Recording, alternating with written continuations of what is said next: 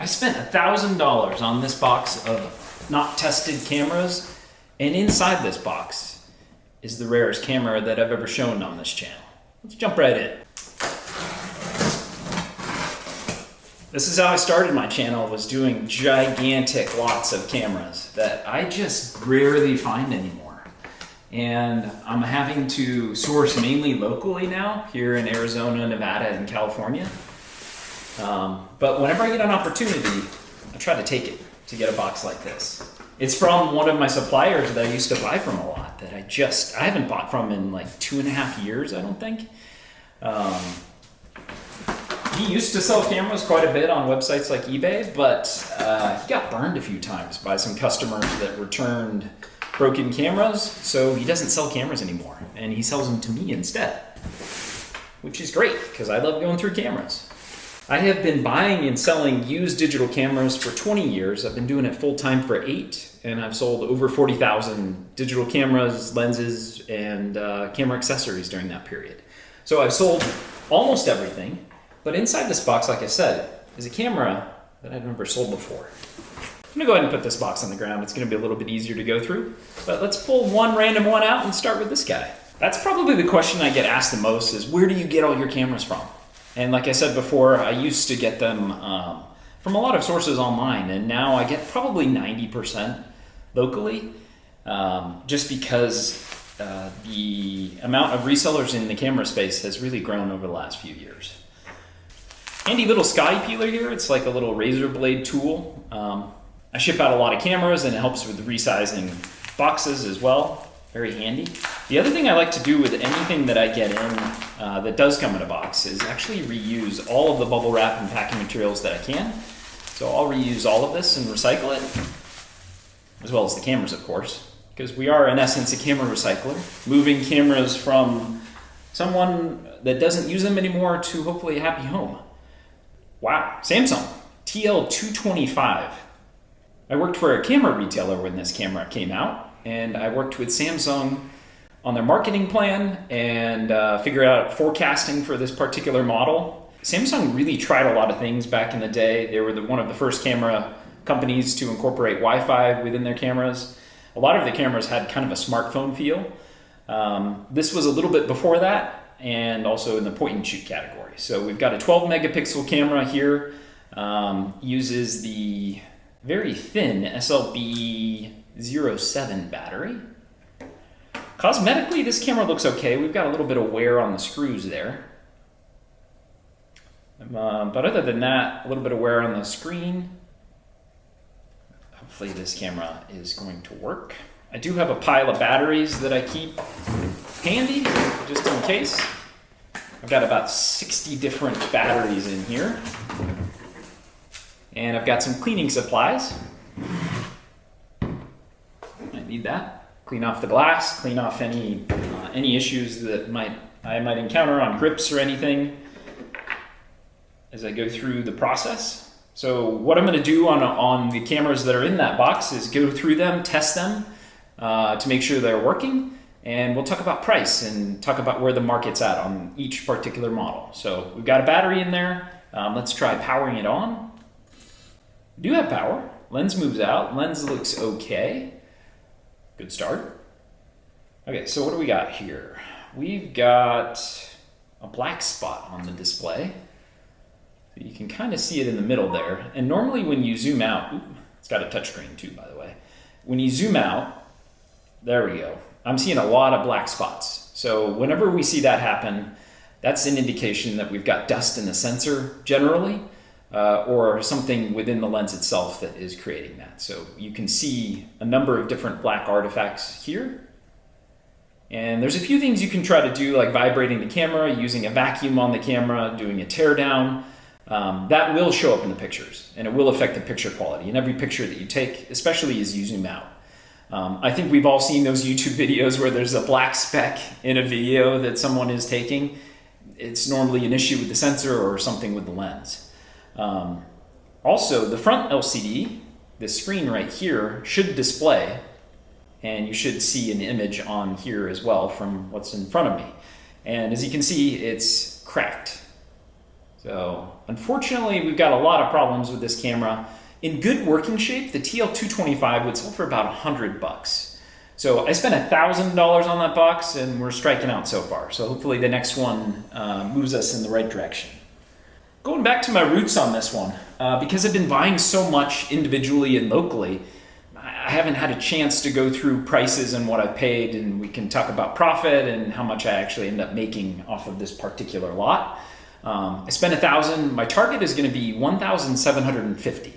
So once I end up selling these cameras, shipping them, and eBay and the payment providers take their fee, I'm out 15 to 20%. So if I sell for a camera for $100, once you factor in all those costs, actually it could be a little bit higher than that. Normally it would be 20 to 25 would be how much I would spend in packing materials, the shipping label, and everything else. So might make 75 off of a $100 sale. So that's why whenever I talk about hitting my target of $1,750, I'm not actually making $750. I'm going to make a couple $100 after you factor in all of the fees and everything. So give you a little insight there. Let's move on to the next one. So pull this a little bit closer here. Very well packed. I appreciate that. Whenever I sell my cameras to end users, I also try to do a good job of packaging because electronics can get damaged. I can't really explain to you how frustrating it is to get a camera with a broken lens when it was because they didn't pack it well. It's remarkably frustrating. Okay, Fujifilm. We've got a Fujifilm FinePix point and shoot digital camera. Looks to be in good shape, uses AA batteries. It's the Fujifilm A230. So this is one of their basic budget point and shoot digital cameras released about 15 years ago, 12 megapixels. Let's put some AA's in there. Where you at, little doubles? Where you at? Some in here somewhere. There you go.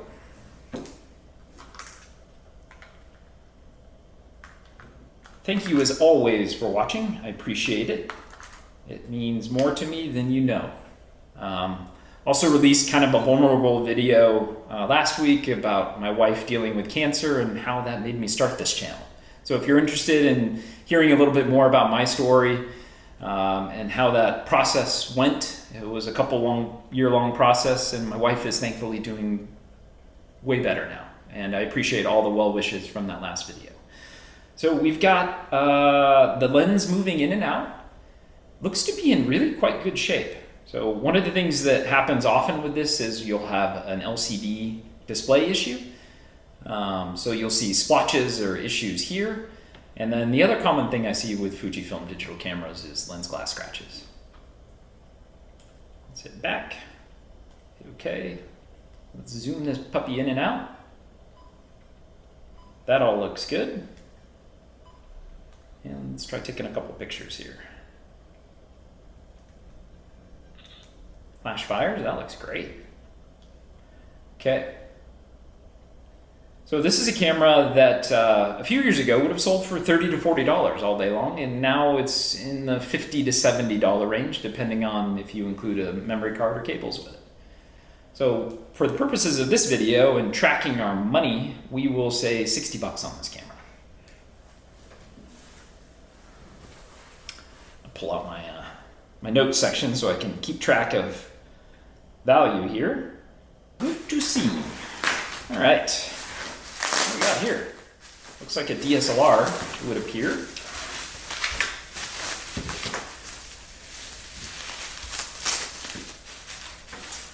All right, Nikon D50. Early budget price point DSLR camera by Nikon that was made, 17 or 18 years ago now. Grip is super sticky, very, very, very tacky. You can kind of see it here actually. See that sheen there? So with older Canon and Nikon, very, very common to have a little bit of delamination and issues with the rubber grip here. And I fortunately have some material here that does a really good job. I kind of use these two in conjunction.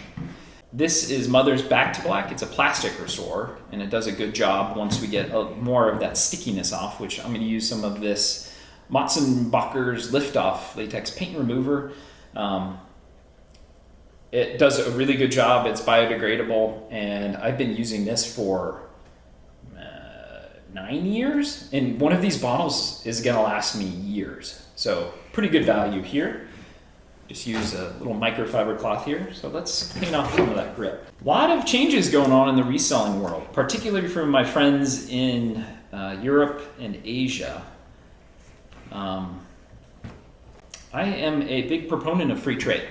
To see what we are doing as a country in terms of limiting free trade, that's essentially what tariffs and getting rid of de minimis are,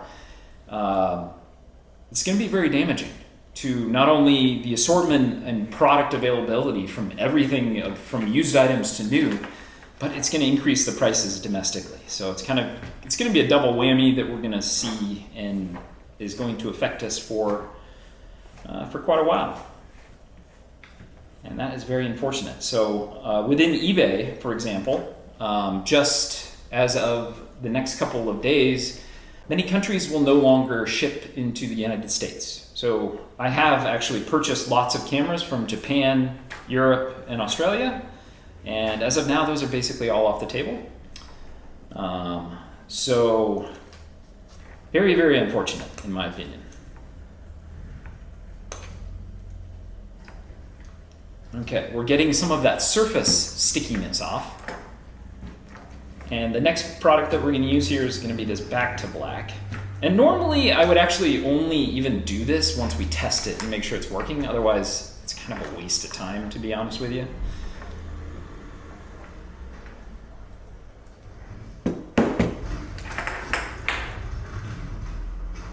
Got a trash truck driving by right now.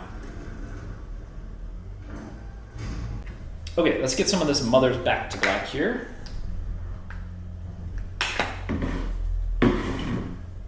But you don't need that much, just a little bit on there. And this is something that requires a little bit of elbow grease. You're gonna have to kind of push into it pretty strongly here. And it may require a couple of rounds. Actually, not much black is coming off, which is good. So this is going to do two things. It's going to further get that really sticky coating off, and it's also going to, I think, create kind of a pleasant feel in the hand once you got it off. Yeah, that feels pretty good actually. So we'll call that good for now because we have to test it too. We've got a filter on there. A lot of the cameras that I see come with filters on top, and sometimes they get stuck on there. Oh, that one came off good. Ooh. No name. If it's a good filter like B&W or Momentum or a few other brands, of course I'll keep those, use them, or potentially sell them. We've got a kit 18 to 55 millimeter lens on here. And physically, other than that grip tackiness, it looks to be in pretty good shape. Uses the Nikon ELPH battery, which is also used by the Nikon D80 and D90. So it's a battery that I use pretty often. Let me see if I've got one. Got a replacement battery here.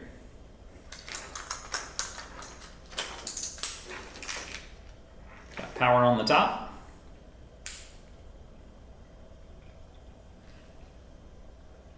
Looks good. Sometimes it'll flash a clock error, especially on the D50, D80, and D90. Or other errors, shutter errors, pretty common. To the point with the Nikon D80, though it's a fabulous camera, I don't really even intentionally purchase those anymore because I would say 60% plus of the time they're going to have some sort of error. So this one looks good. Let's try taking a couple pictures. Lens moves in and out fine.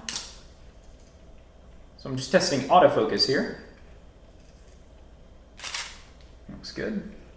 Sometimes with age and use, you'll lose autofocus on a lot of these kit lenses. Pretty common problem. Autofocus is looking good and the flash fired. So it looks to be in good shape. You can actually get the shutter count on this pretty easily by either taking out the SD card or using a USB cable and plugging it into your computer and accessing the shutter count that way. Normally, the D50s that I see are going to have between 5,000 and 15,000 on the shutter. That's kind of most typical. The lower the number, the more value the camera. So this camera with a moderate shutter count is gonna have a value of about, if I put a USB cable with it, which I keep in bulk, and a charger and a memory card, probably around $100 on the Nikon D50. Also, you'll be surprised at the pictures that this takes. I'm gonna pop up a couple on the screen that I'm gonna take outside here in a little bit. But I think it's 6 megapixels, possibly 8. Very pleasantly surprised with picture quality on the D50. We've got 2 bags in here. One here. I always open all the little pockets too, see what you find. Sometimes you find some stuff that you don't want to find, if you get my meaning. A lot of weird, icky stuff sometimes. Used Kleenexes.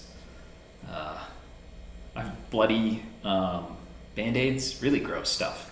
So found a lens actually in one of the side pockets. We've got a 50 millimeter Minolta lens. Leads me to believe there's probably a Sony or Minolta in here.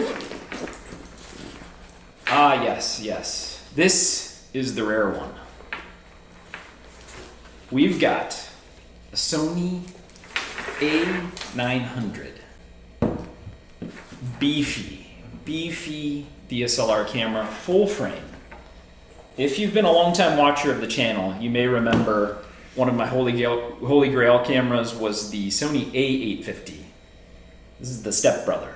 This is the big boy, 24 megapixel full frame that Sony released in 2008, I believe.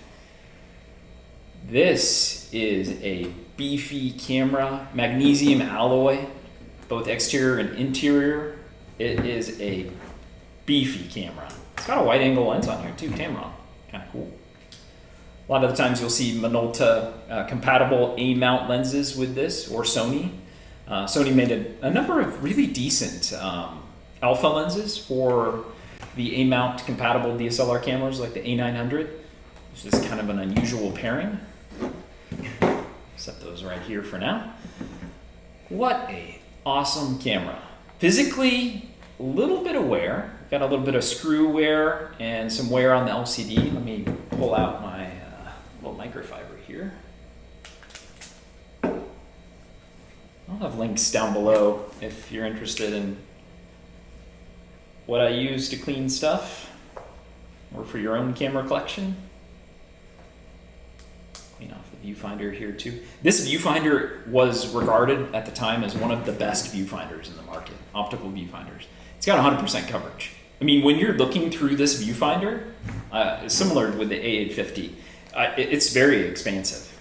So one of the coolest features about this camera is the viewfinder for sure.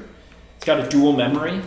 We've got both Memory Stick Pro Duo and Compact Flash capability in here. 64 gig. That'll hold a lot of photos. And this 24 megapixel. This also has in-body stabilization. One of the first for full frames, as far as I'm aware. This was competing with the Canon EOS 5D Mark II at the time, both full frames.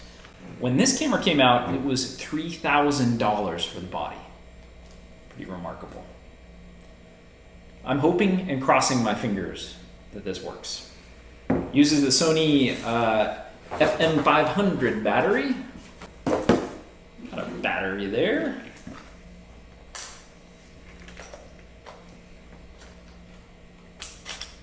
Heard it engage.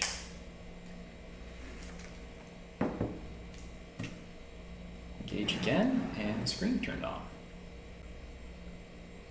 This is really promising. What lens do we want to start with? So I'm going to test these lenses too. Nothing to write home about. This little guy, the 50 millimeter, is going to have a value of about $35 in great shape. Looks to be in good shape. I can use that same back to black to clean a little bit of this whitish residue off of this lens as well. Optically, it looks decent.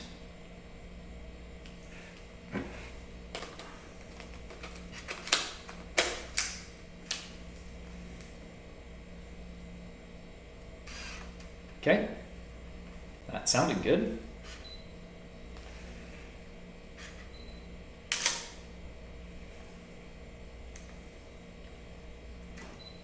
Okay, we've got hot shoe on the top too, so there's not an onboard flash on this model. So if you wanted to, you could use a Sony compatible hot shoe right here.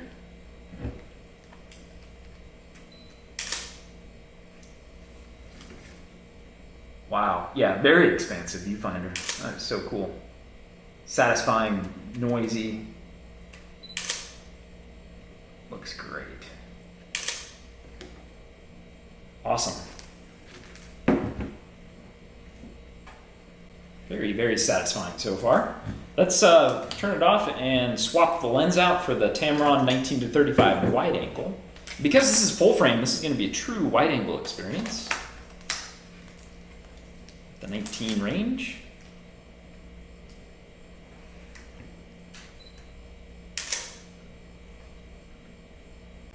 That's cool.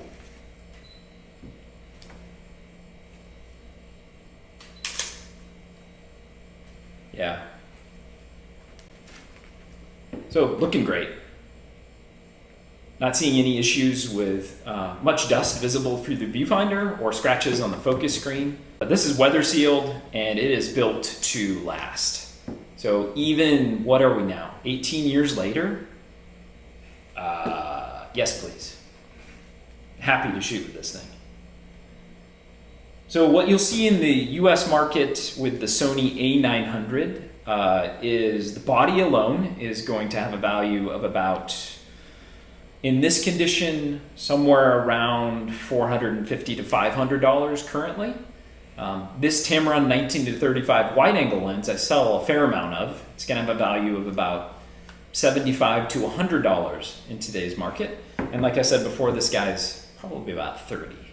So we're looking at, I'm going to call it 100 plus 450.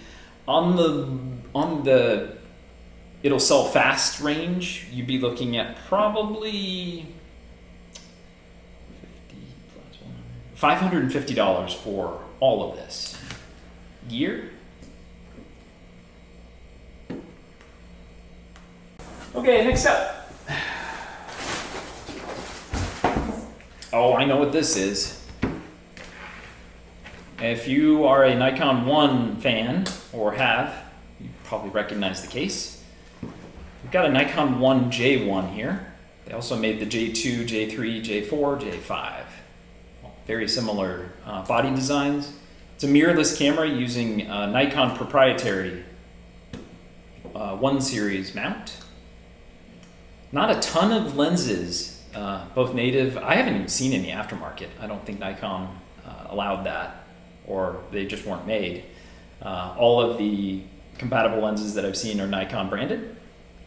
The problem though, and why I don't buy this camera, this was kind of a take-all offer that I got for the $1,000, is this kit lens almost always is going to be faulty and defective. And Nikon knew this, and for years you could actually send this lens in the mail back to them.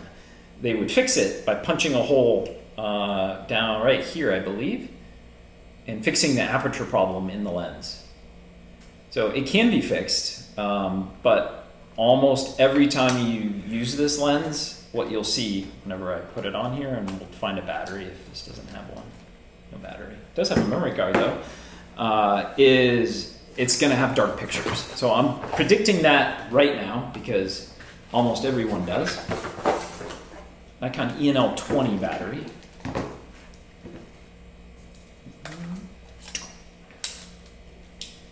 And another lens that's native to this, the 10-100, also has a lot of issues normally. So I'd say just be careful. If you're in the market for this camera, it's got some known issues, but it does take serviceable photos if you get a working copy. Okay, so this is actually kind of uncommon. Normally it would just have an issue with the a dark picture. So if we were taking a picture right here, it would just be completely black. But in this case, it shows a lens error message. So you can't win with this particular lens. So the body, I'm going to test later with one of my 30 to 110 millimeter lenses from Nikon that I know works. Normally the bodies seem to work okay. A lot of the times I'll have dead pixels on the screen. I'm not seeing any issues with this one. The sensor is a little bit dirty, and I have a sensor cleaning swab that I'll use to clean that off. You just have to be careful. So broken body, if it's working, you're looking at a value of about 60 bucks, depending on the shutter count, and you can find the shutter count on these ones as well. Dang, not surprised. It's a nifty little leather case though. This camera was sold in a kit with the zoom lens at Costco, and they sold tens of thousands, if not hundreds of thousands of them. All right, keep on moving. Getting one of these boxes is kind of like Christmas.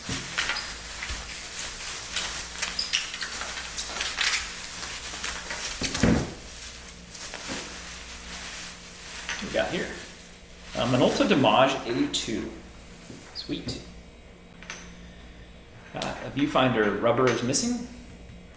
Spin it around for you.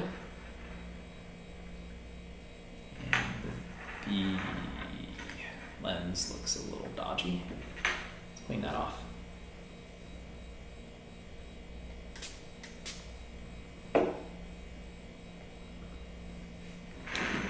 Whoop.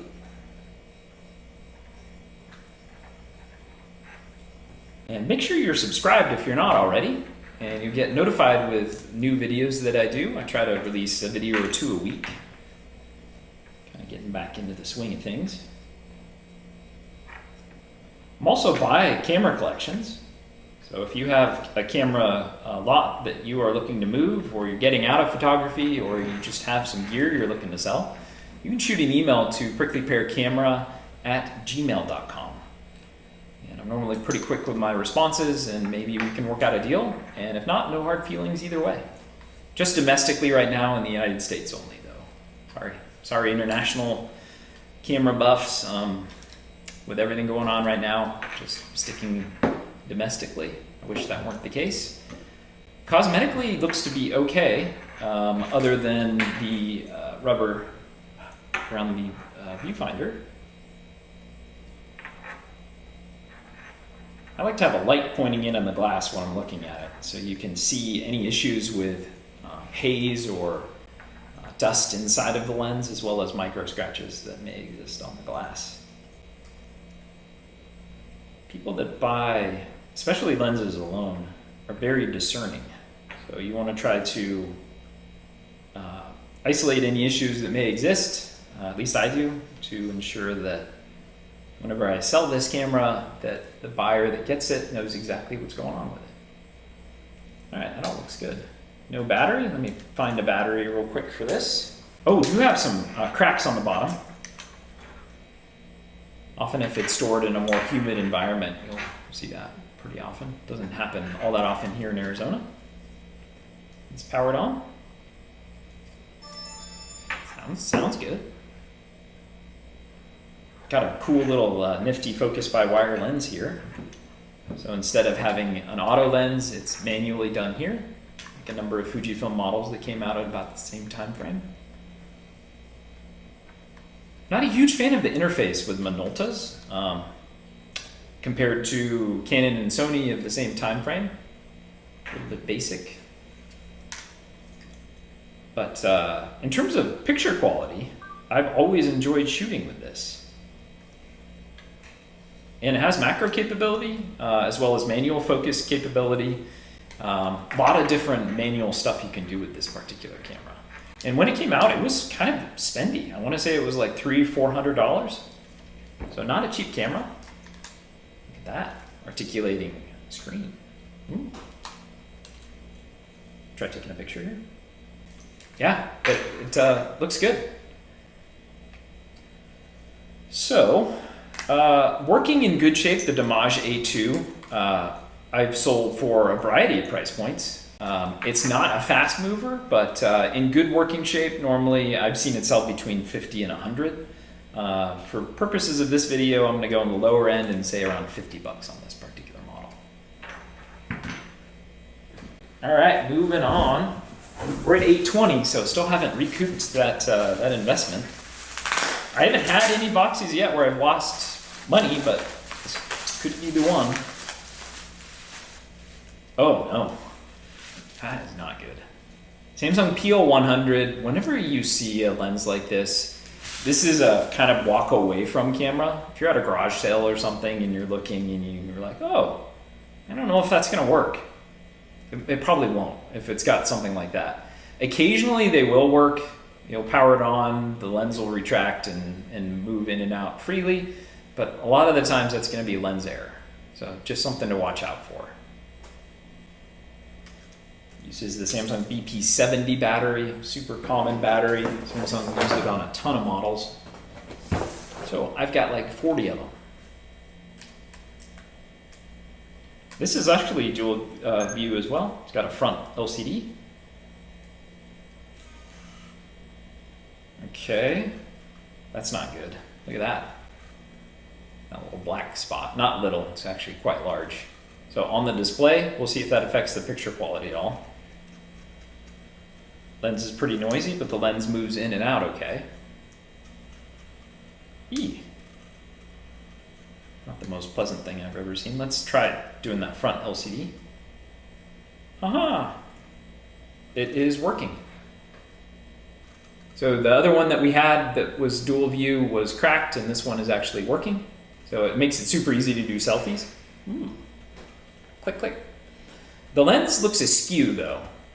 So I'm gonna have to take a look at this. Power off. It's not looking quite right. And that's not good either. So I'm gonna do some more rehab on this guy. If I can get it into working condition, figure out what's going on with that, I still can't fix that black spot on the display. 4 parts, probably around 20 bucks. In good working shape without all of the issues that I'm seeing on this camera, this would have a value closer to 50 to 75. All right, we still haven't hit the other reason why I bought this box beyond the A900 is still in there. I just don't know where it's at. Looks like we've got maybe 5 more cameras left.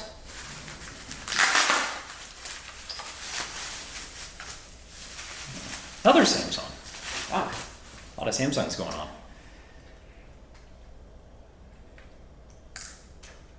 No battery. I think this uses the BP85. It's a Samsung SH100, released by Samsung about 13, 14 years ago now. Touchscreen. Pretty basic digital camera. Where you at? Uses micro SD for memory. We've got power. Lens moves in and out smoothly. Oh, looks pretty good. Let's get that sticker off real quick. And I can kind of show you that process.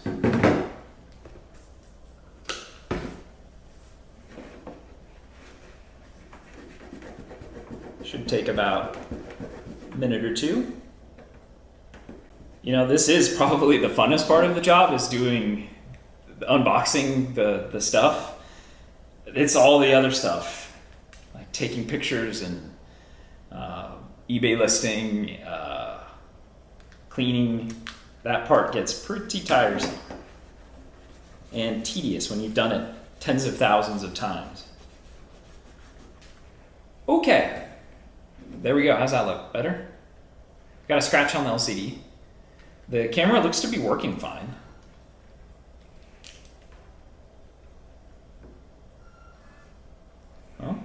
Oh, I pressed power instead of the shutter button. Whoops.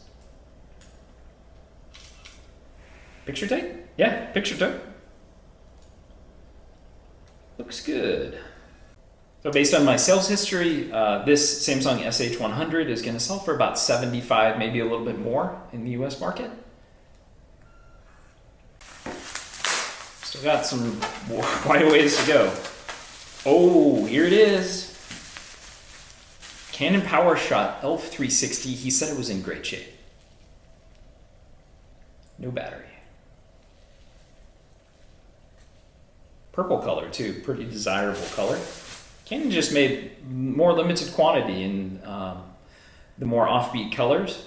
They generally made the most quantity by far in black. So we've got purple here, the purple people eater. This camera was started to be produced by Canon, I think in 2016, and actually was in production for like 6 or 7 years. Chronically out of stock, and a really fun one to shoot with. It's got a 12x optical zoom, and this is still a really, really popular camera, and I don't get it in very often, but when I do, it normally sells within a day or two. Uses the Canon NB11L battery, which is used by a ton of different Canon PowersShot models. Always have a fight with my batteries. There's a memory card in there too. What do we got? 16 gig. Cool. That looks good. Lens moves in and out good. Smooth. Smooth. Sometimes you'll see some sensor issues with this one too. So if you're in the market for a camera like this, you just want to make sure that if you're the one testing it, that you're testing the full zoom range all the way out to 12x, taking a picture, making sure the flash is firing, because with higher shutter counts, the internal flash bulb on these can burn out. This looks really, really good. I would classify this as very good if I were to list it. And price on this, I think when it was new, it retailed for in the $379 to $449 USD price. And in the used market, it's actually going to command something close to that. So I'm going to put a price on this right now. I'm going to do a little more research, but I think probably around $400 on the Canon PowersShot L316 purple. That is awesome. So we had quite a bit riding on that one. What does that bring us up to? 1,300? Let me double check. Okay, that brings us to 1,310. So we are pretty much covered our costs, a little bit of profit at this point. And we've got a couple different cameras left, it looks like.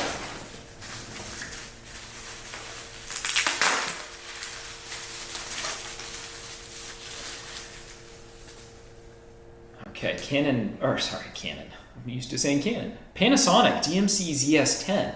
Got a Lumix here. This uses the BCG10 battery, which was used by a bunch of the ZS series. And when I was a camera buyer for the company that I worked with Panasonic to bring this and a few other models to market. We used to sell the battery alone for 50 bucks. Isn't that crazy? Power. Pretty good optical range on this guy. What we got on that, 16? Serviceable. Noisy. We've got black spots. We've got black spots in the picture. Known issue on a ton of Lumix, and that's why I don't really pick up ZS series cameras for the most part, is because of this issue. So there's 3 different things you can try. You can try vibrations, you can try vacuum, you can try teardown, and you might be able to get it fixed. If you can get it fixed, this camera in good working shape sells for about 100 bucks. As is with the dust issues in the pictures, you're looking at a value of about $25. Maybe a little bit more. I'll try to fix this one, and if not, I'm going to sell it for parts. Probably get a little bit more for it for parts, but we'll say that for now. Whoop. Uh-oh, not good, not good, not good at all. Nikon S4000 with the lens stuck out. Sometimes it's just that someone literally removed the battery from the camera, but oftentimes it's because there's a lens error. So this is another thing you want to watch out for. If you're in the market for a used camera, be careful. Okay, retracted, that's good. When I put the battery in, power's on. Looks out of focus and kind of blurry though.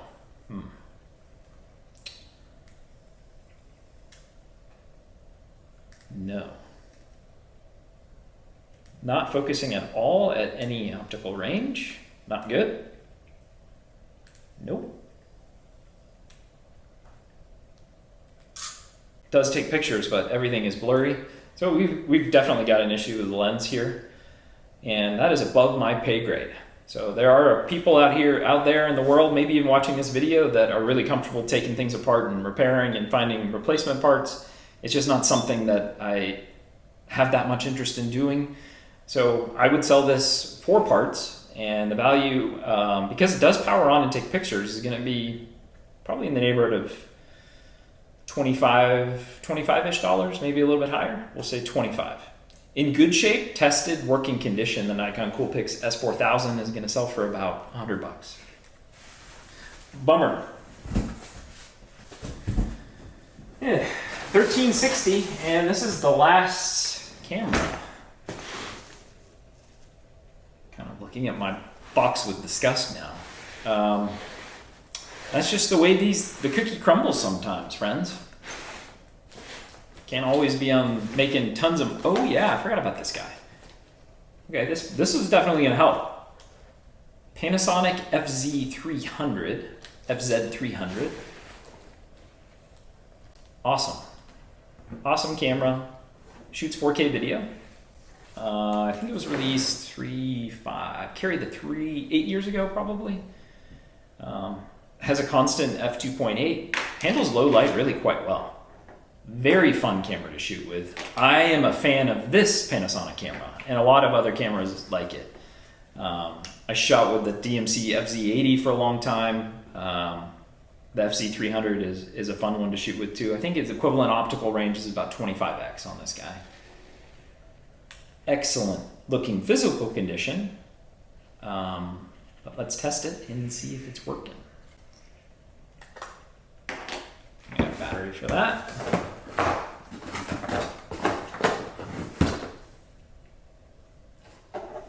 BLC 12 PP, used for a number of different cameras by Penny. Power it on. Lens moves out. Flashing no memory card. Okay, that's fine.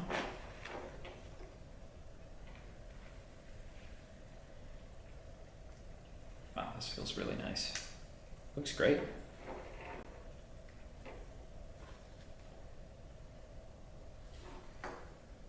Yeah, that looks really nice.